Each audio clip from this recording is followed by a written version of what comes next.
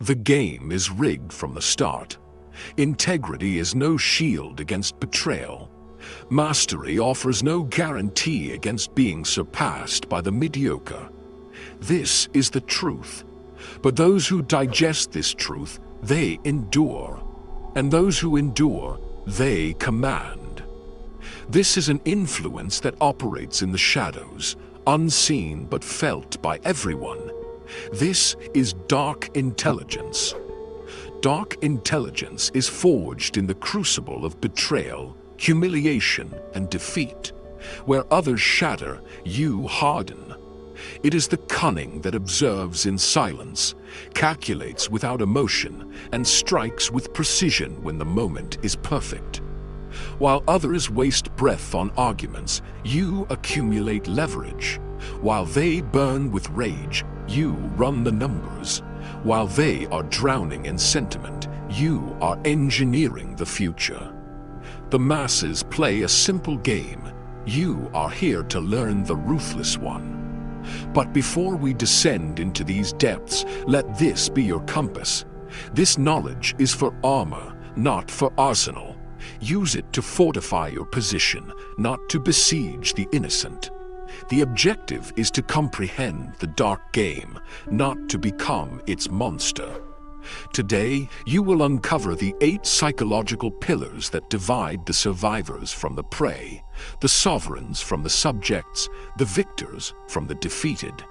Now declare this in the comments. I choose cold strategy over hot reaction. Let's unlock the ruthless secrets the powerful keep hidden. Number 1. Calculated opacity. You are never an open book. You reveal only fragments. When people see a partial picture, their own minds paint the rest, and you control the brush. Machiavelli understood. Everyone sees what you appear to be. Few experience what you really are. Think of the most compelling figures you know. Their stories have gaps. Their answers provoke new questions.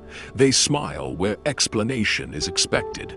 This isn't deception, it is strategic communication. The common error is this: someone asks and you feel compelled to give the full dossier, your motives, your fears, your plans. You mistake this for building trust, but you are surrendering power. The strategically intelligent understand mystery commands influence. Unexplained absence breeds obsession. What is withheld becomes valued. If asked about your plans, the forgetful answer is total transparency. The powerful answer is a deliberate vague. I have pressing matters to attend to before steering the dialogue elsewhere. The first makes you predictable. The second makes you a subject of speculation. This is not about universal secrecy, it is about ruthless selectivity. Your information is your currency. Spend it too freely and you become bankrupt of intrigue. Practice this and watch how your words gain weight simply because they are rationed. The goal is not mystery for its own sake. It is maintaining absolute control over your narrative. 2. Adaptive persona. You are not a static entity with everyone. You calibrate your demeanor based on the person before you. People believe they know you, but they only ever meet a single facet. Machiavelli advised that a leader must appear to those who see and hear him all mercy, faith, integrity, humanity, and religion. This is not about being fake. It is about being effectively genuine. You do this instinctively. The version of you that exists with your family is not the one that walks into a boardroom. Adaptive persona is about making this instinct a conscious weapon. Every person operates on a different frequency, values, communication style, logic. Broadcasting on a single channel means most will never truly hear you. The strategically intelligent become students of their audience, then transmit accordingly. Are they analytical? Speak in data. Are they driven by feeling? Connect to emotion. Are they pragmatic? Show them function. Are they visionary? paint the panorama. Think of water. It assumes the shape of its container, but never ceases to be water. Your core remains unshaken. Only your presentation flows to fit the vessel. The mistake is believing that being authentic means being identical in every scene. True authenticity is being rooted in your values, while your expression is fluid. Master this, and you become a universal key. People feel deeply understood in your presence because you are speaking their native psychological tongue. This is power in negotiation, in leadership, in alliance. But the warning is critical. Adapt the presentation, never the core. Bend the method, never the core. The strongest among us are like diamonds, countless reflecting surfaces, but one unbreakable stone. 4. Silent leverage. You do not apply pressure, you become the pressure. While others create noise, you cultivate a presence so potent that your silence becomes the loudest force in the room. Machiavelli once knew, never was anything great achieved without danger. Amateurs believe power is loud, shouting, demanding, forcing. True power is a whisper. Silent leverage is the art of moving outcomes without moving your lips. Instead of telling people what to do, engineer the environment so they choose to do it themselves. Instead of demanding respect, make your value so undeniable that respect is the only logical response. Instead of fighting for control, position yourself so that control is handed to you. In dialogue, leverage silence. Most fear the quiet and will spill secrets to fill it. Your comfort with the pause dictates the rhythm. When asked a pointed question, let the silence hang. Then answer. Feel the weight of your delayed words.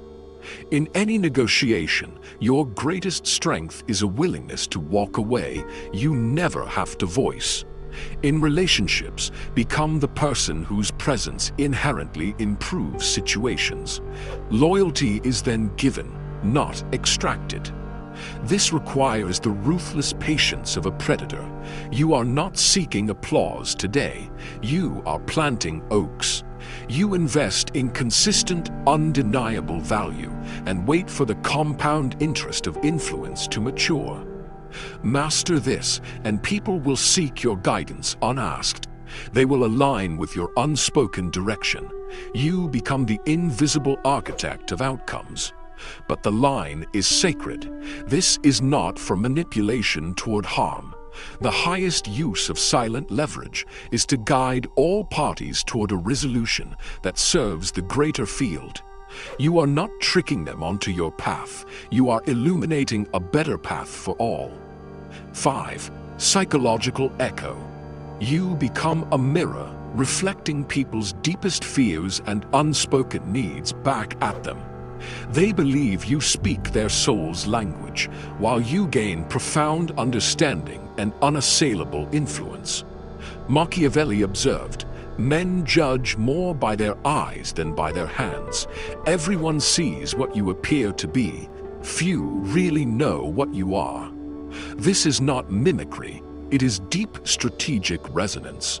People do not buy products or ideas, they buy solutions to internal voids.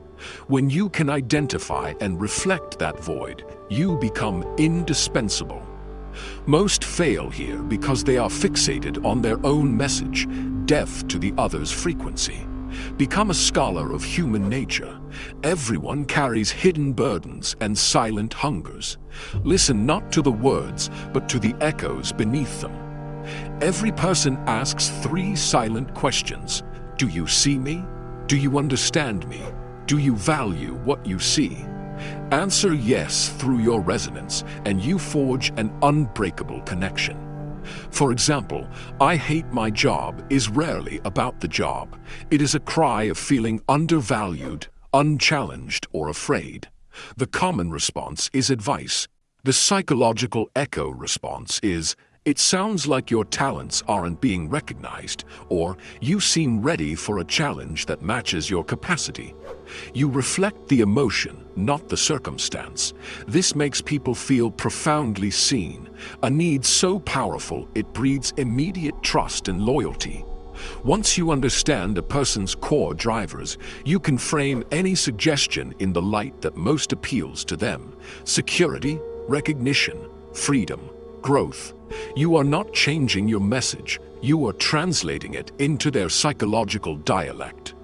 Used ethically, this is the foundation of profound leadership and connection. It is using deep understanding to help others reach their own best outcomes. 6. Ambiguous morality. You are not categorically good or evil. You are pragmatically effective. Real power often resides in the gray zone, where simple morality fails complex realities. Machiavelli reasoned that when forced to choose, it is safer to be feared than loved. This is the most controversial pillar. Let's be clear, this is not an excuse for amorality or cruelty. It is the recognition that the world is not a fairy tale. Sometimes the kind action creates long-term suffering. Sometimes the harsh decision is the only one that protects the greater good. Pure moral clarity is a luxury that disappears when you are responsible for actual outcomes. Consider a leader who discovers an employee lying to clients. The nice path is a second chance. The ambiguous moral path asks, what of the honest team members, the deceived clients, the organization's future? Protecting the many may require removing the one, harsh as it seems. The focus shifts from what makes me look good to what creates the best, most sustainable outcome. This requires the strength to bear the weight of difficult, unpopular choices and to accept responsibility for their consequences.